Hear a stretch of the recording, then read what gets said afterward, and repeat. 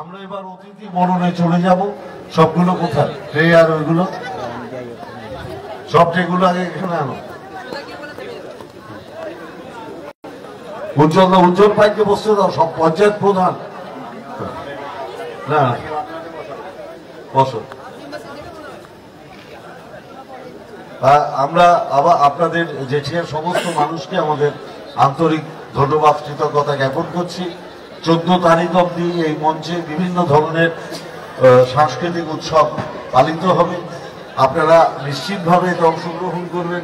এলাকার মানুষদের জন্য, এলাকার ছেলে মেয়েরা যারা প্রতিভাবান, আমরা তাদের জন্য মঞ্চ খুলে দিয়েছি।